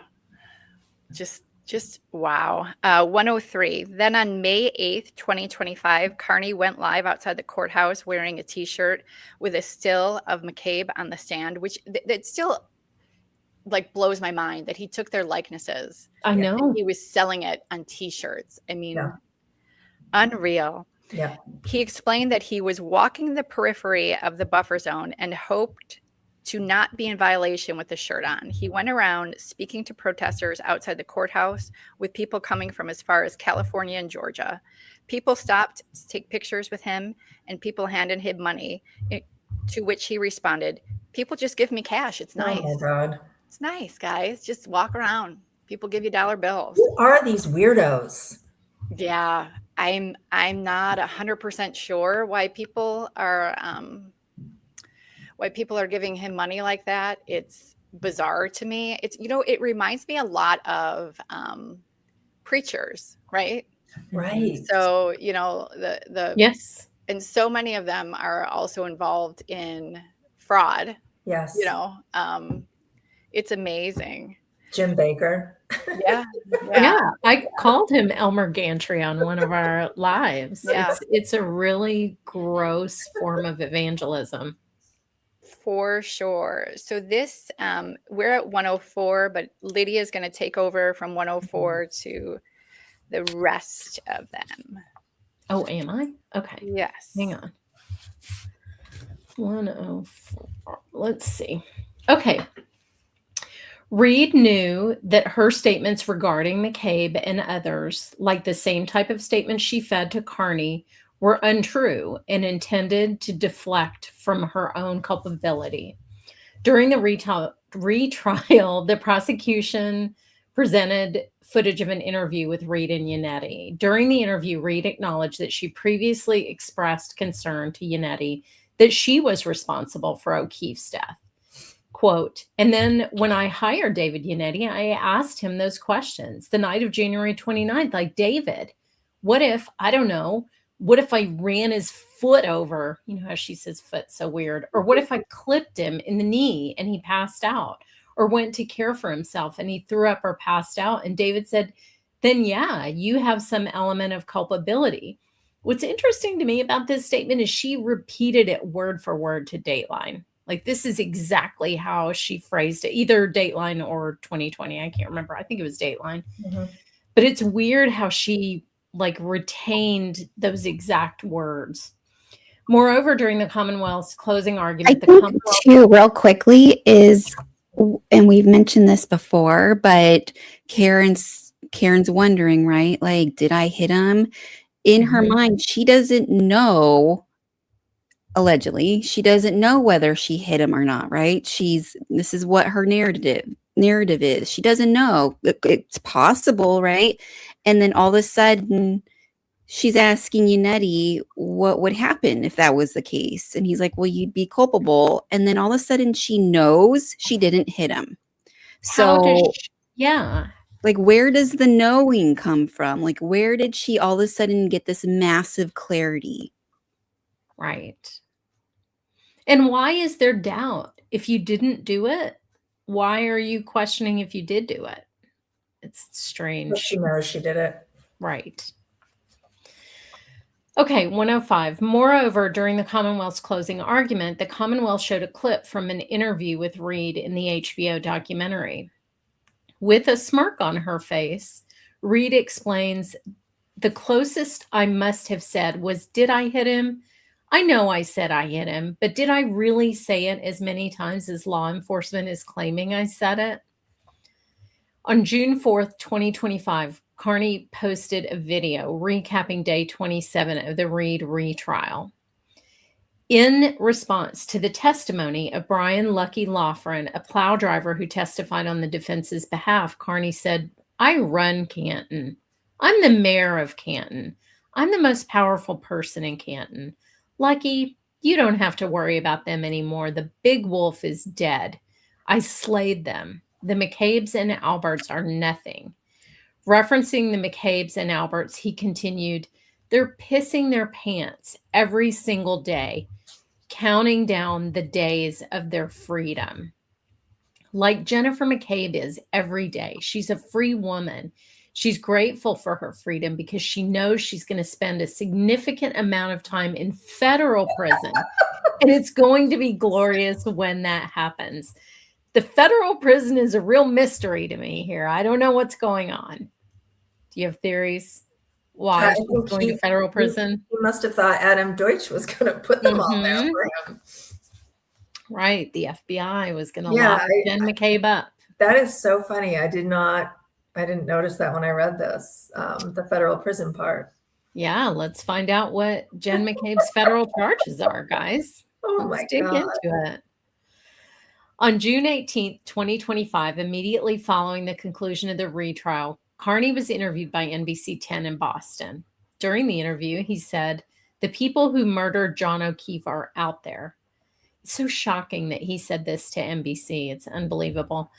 They're the McCabes and the Alberts, and John O'Keefe went into their home and never came out of it alive. They threw him on the lawn like trash. When asked if he felt responsible for the verdict, Kearney explained that he was responsible for the, quote, social media aspect of it. He also explained that he'd, quote, like to think that some of the evidence that was presented to the jury in court was a result of his journalism and his influence and his activism online, which is wild considering 100% of his journalism and influence and activism online came directly from the defendant. He also applauded himself for conducting standouts, putting up billboards all over Norfolk County for Free Karen Reed, and making it impossible for people not to know about the case. Kearney was also asked, "Who killed John O'Keefe?" To which he responded, "The people inside Brian Albert's house, dude. I don't know who exactly delivered the fatal blow, but Brian Albert was in there. Colin Albert was in there. Brian Higgins was in there, and the dog was in there. And quite frankly, every single person inside that house who has remained silent is just as guilty as the people who delivered the fatal blows to John. They did it." Trust me, bro. Trust me. On June 19th, 2025, Kearney posted a live YouTube video discussing the retrial. Within the first 10 seconds of Kearney being on camera, he remarked that there were already over 10,000 people streaming the video. He hustled the listeners to subscribe to his page, and within the first 5 minutes, he had surpassed 143,000 subscribers to his YouTube channel. 35 minutes into the program, Kearney explained that over 20,000 people were watching the live stream and that it was the biggest show we've ever had. He explained that if they had a message that they wanted him to read aloud to everyone, they could donate to him using the link attached to the chat, and they could pay whatever amount of money they wanted, and they could write a message. For example, an individual by the name of Oksana sent him $150 to say, "You did it, Aidan. You did it. You stared down an entire system built on lies, corruption, and intimidation, and you never blinked. Karen walks free." An individual named Allison sent him $10 to say, "I can't imagine the pride and emotion you felt seeing all your hard work come to fruition." During the same program, Kearney admitted that when the jurors came in after deliberating, but before announcing the verdict, 2 of the jurors looked to him and smiled at him. Kearney also admitted that he was invited to the celebration dinner with Reed and her defense team after the verdict. At the dinner, Kearney and Reed posed for the picture below, mocking Colin Albert. Kearney then posted the photograph on X. He acknowledged that he and Reed had spoken about recreating the picture with the same caption over 2 years prior. And what do you know? There is the photo. On November 2nd, 2025, Kearney hosted his weekend live show in which he reacted to a podcast that he had previously appeared on speaking about the Reed case.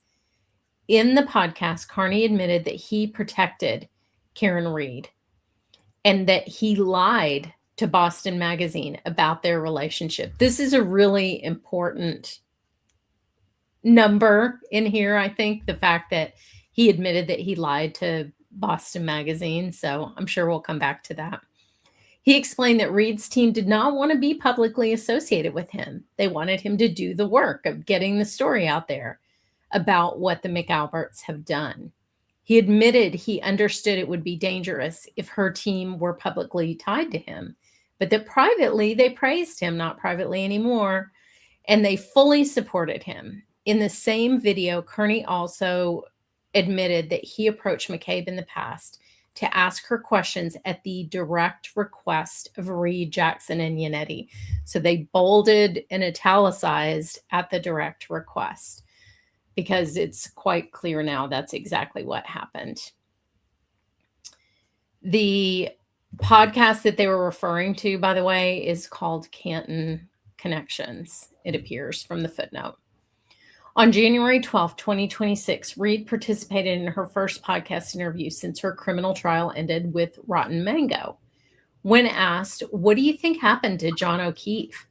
Reed responded that he entered the house at 34 Fairview and much sooner than later met his demise. She has the weirdest way of speaking. She does. Like It's the so weirdest bizarre. way of speaking. Yeah, it was Sooner than later. proceeded by a question mark. Yeah. I mean, much Yeah. sooner than later, like 4 seconds. Like what? Yeah, she has just tortured language. It's so weird. She bluntly concluded that someone in that house killed John O'Keefe, referring to the plaintiffs.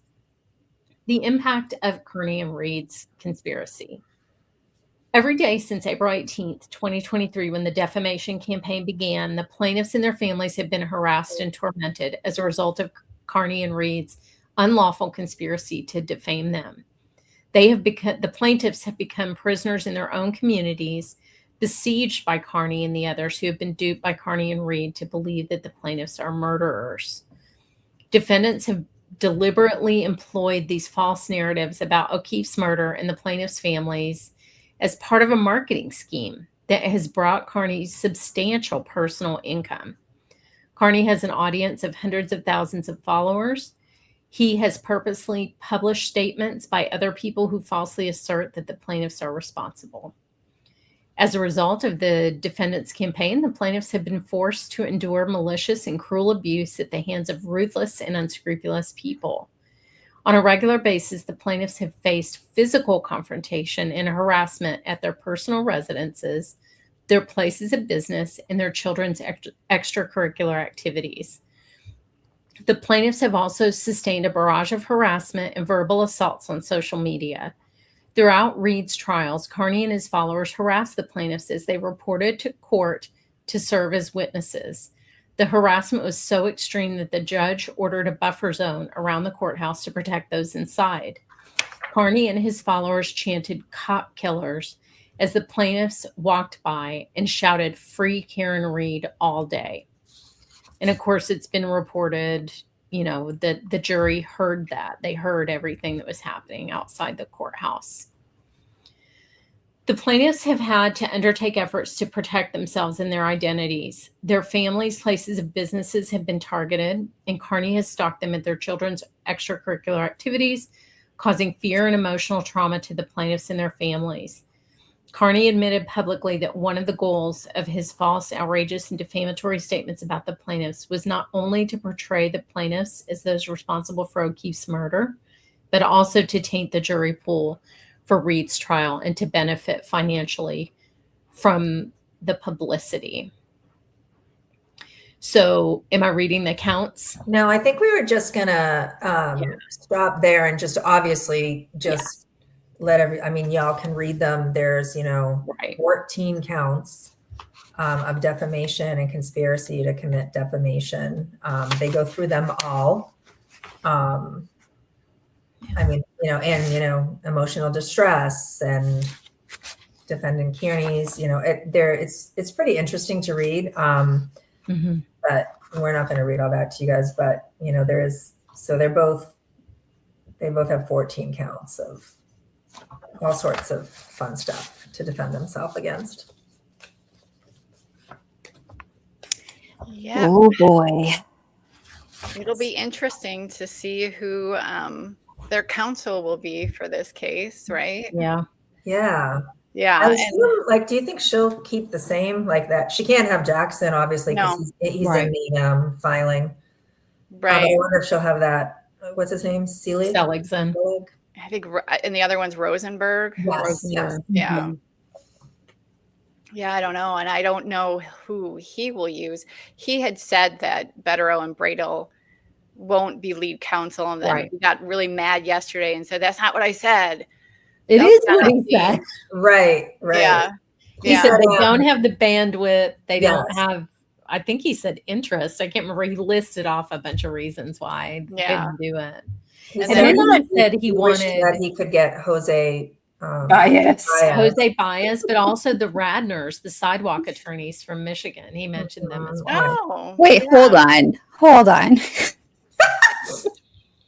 He said he wants Jose Baez. Yes. I mean, that just goes to show you he feels guilty and he wants someone who's good at getting guilty people. Yeah, he wants Casey Anthony and Aaron Hernandez as lawyer. Right. And Shanna Gardner. And he said another one too, and I cannot remember. It was just as good.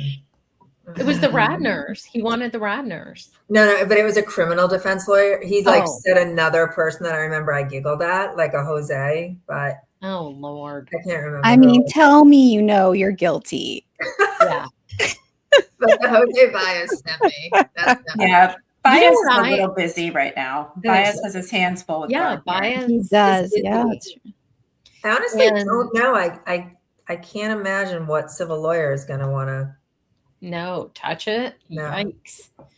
I wonder if Sarah Boone's available. She was such a great attorney. That would be amazing. TB She had writes a new such pretty lawyer. letters too. She does. She has great penmanship. So that says TB had a new lawyer name posted yesterday. So he's a lawyer. Who is it?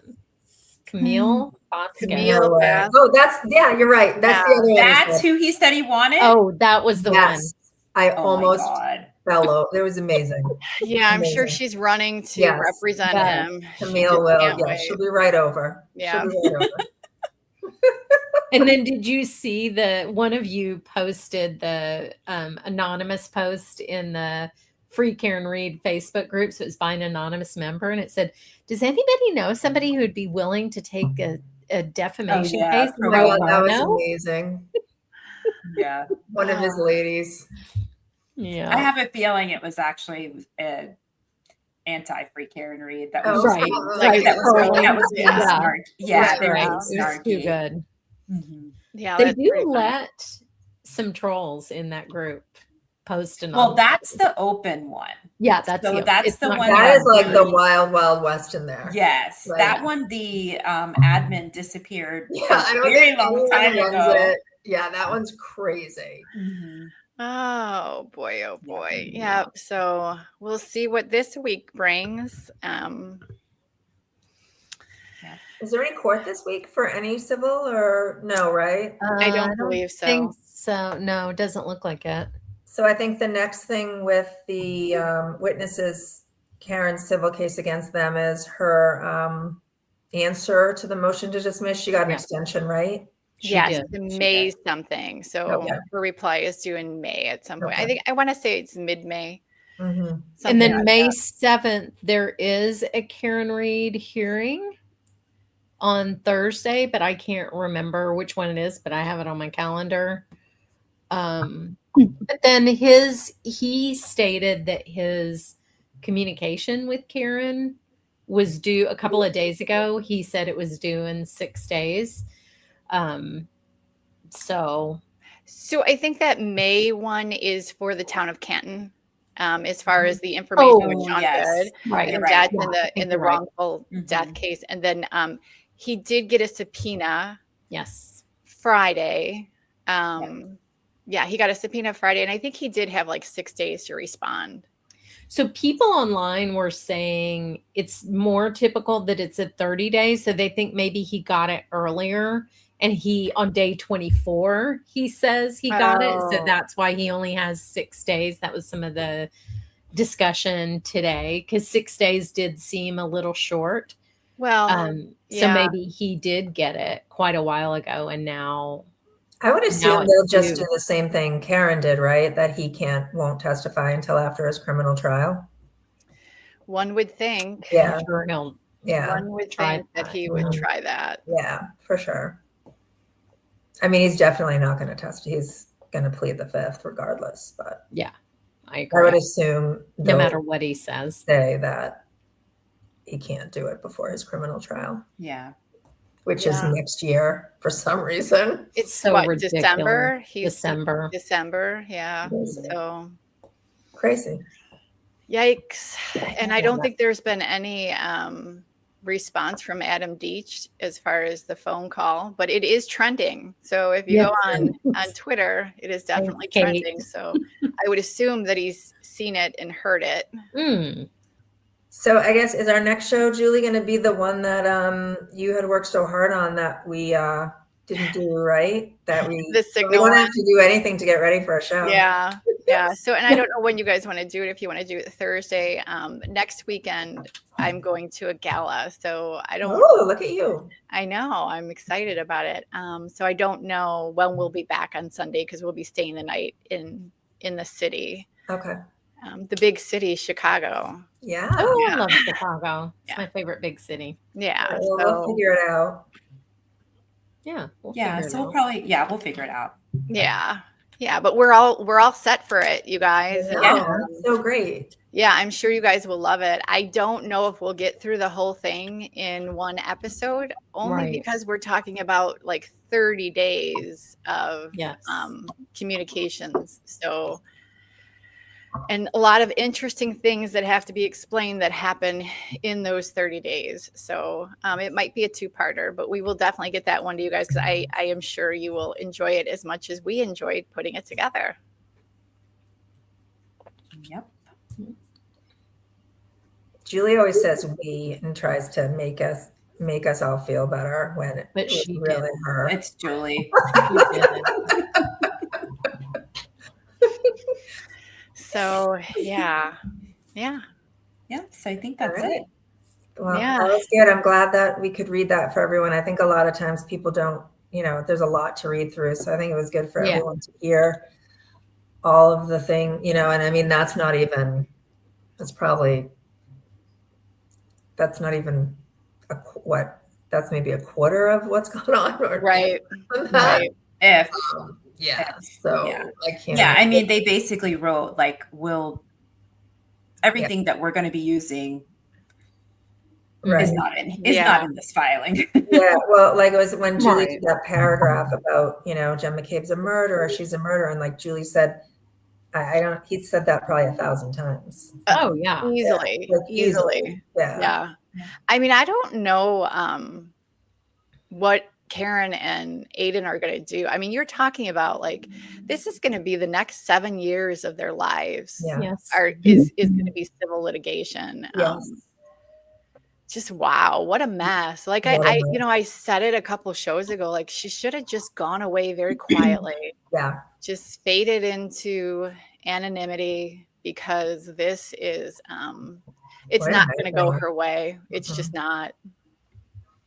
And think how careful you have to be as a defendant in a civil trial with what you are doing and saying over that 5 to 7 years. I know Aidan thinks he can say whatever he wants, which is ill-advised, but I think you can kind of tell from how quiet Karen has been and the vanishing of the read files that there are a lot of restrictions on what they're going to be able to do during the pendency of this case. For sure. Yeah. What a way to live. Yeah. Nope. One thing I was going to mention, the donation website, defendingthetruth.org, there was a trend yesterday, which I don't think would be an awful thing to continue today. 36 months. Mm-hmm. Yesterday was exactly 36 months since the first release of Aidan's blog, targeting the witnesses. And there was a little trend of people donating $36. Oh, that would be great. That's a great idea. That's a great idea. Yeah, thank you. Just kind of show, just to kind of show their support, that they've been going through this now for 3 years. Mm-hmm. So just a little thought, if you can. Yeah, you guys, if you're in here and you can, please go to defendingthetruth.org. And like G said, the $36, that would be amazing. That's a great idea. Yeah. And if you can't, then please share it, because that generally results in, a number of donations, even if you can just share it, which we understand not everybody can for sure donate. So. Yeah. Or even just leave a kind message. Yeah. Yes. Which you can do that there too. So, and they love all those messages. They read all of them. They mean so much to them. So thank you guys for all of the messages that you send them. They see them all. Yeah, they've gone 3 years without kind words. So it matters. Yeah, it's time. Yeah. All right. Well, maybe we can go make some more Alex Jones and Aidan Kearney mashups. Yeah. That picture Tuesday has with the it's great. The megaphones are. Yeah, that was outstanding. Yeah. Mm-hmm. Yes, for sure. I can't hear you Tuesday. Sorry. She's our little French mime. All right, everyone. Thanks. We'll let you know, and we'll come back with our next show. Good night, guys. Have a good night. Good night.